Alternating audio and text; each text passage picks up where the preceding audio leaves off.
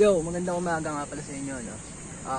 Guys, walkthrough ko lang kayo sa sa mga nabago ko sa motor ko. After ng 3 months, I think. So ayun. Marami na rin akong nabago eh. So walkthrough ko na lang kayo sa isa. Saka kung magkano yung mga parts na pinalitan ko. Ito nga pala yung motor natin. Yun, kung bago ka nga pala dito, nag-review and install nga pala tayo ng click parts dito. So, tara na, huwag na natin patagalin. Umpisahan natin sa taas. Ito yung RCB lever ko. No? Ito ay nabili ko sa halagang 1,200. Meron siyang, ito yung lever lang pilitan natin dito. Instead na brake master. So as you can see, meron pa rin siyang combi brake dito, ano.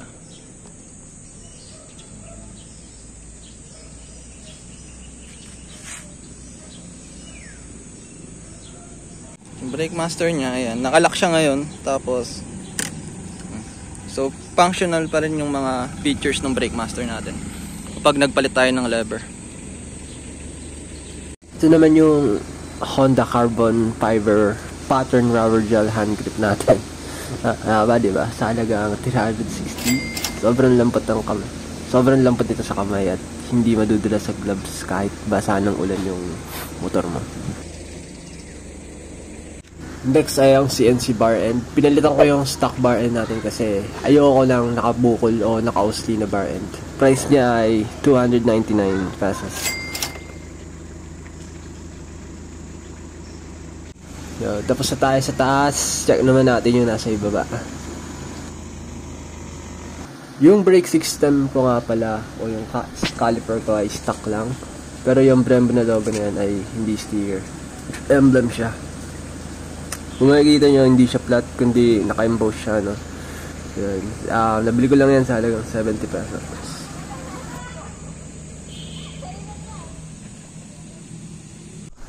Next yung buta disc natin. 190mm pa din siya. Katulad yung makakabit sa stock natin na sukat. Para fit na fit siya sa caliper natin. Ayan, ang simple lang niya. Pero yung disc na yan ay nagkakalagang 300 pesos. Kung mapapansin nyo nga pala yung naka-rimset tayo, no? Poging-pogi tingnan ng rimset sa black na kulay.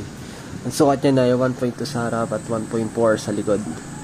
SDR rim set or super drag rim. Ito yung nagkakalagang 2,500 ang pares. Then sa likod naman, ayan, yung chrome plated na Yagusa Rayos. Nasa 280 yan. Yung gulong naman natin ay Maxing Tire IRC. Nasa 1,850 ang set.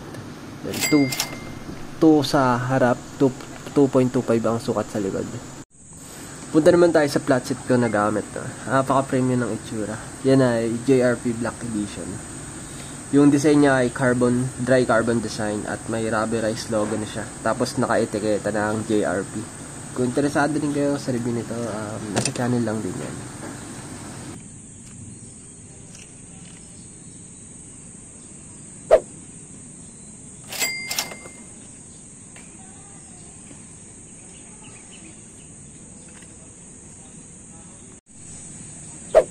Ay yung mga garnish natin.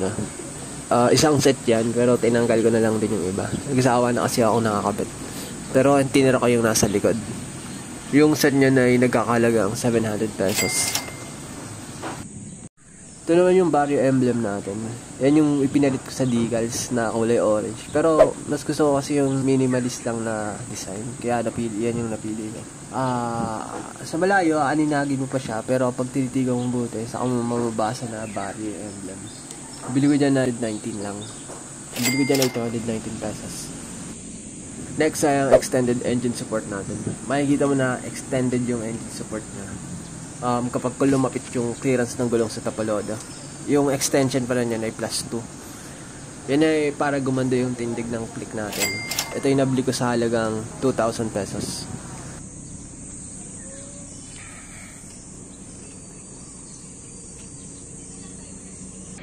Ito yung radiator cover natin na may kasamang bolts. Yung iba kasi sticker lang. Gawa nga pala yun sa acrylic. Nagkakahalagang 240 pesos. So yung design niya, naka-emboss yung DS4. Tapos yung pattern naman niya ay honeycomb. Next, yung poging-pogi natin na MT8 pipe.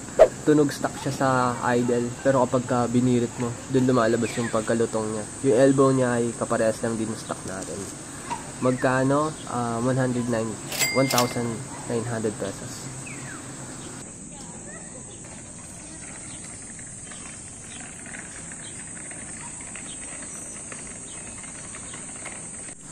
Next ay yung YSS 300mm inverted shock natin.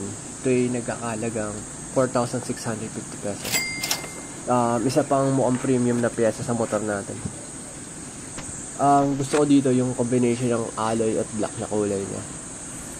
Kung walit ka nga pala na rider, maganda na i-consider mo itong pagpapalit ng rear shock natin para mas bumaba yung clearance ng motor mo.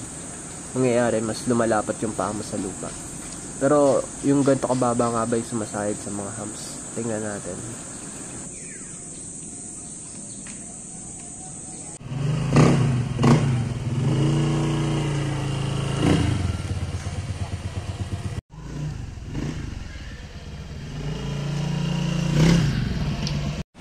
Ayun, kung ganitong content nga pala yung hanap mo, mag-subscribe ka na. Madami pa tayong piyesa na i-review dito. Peace!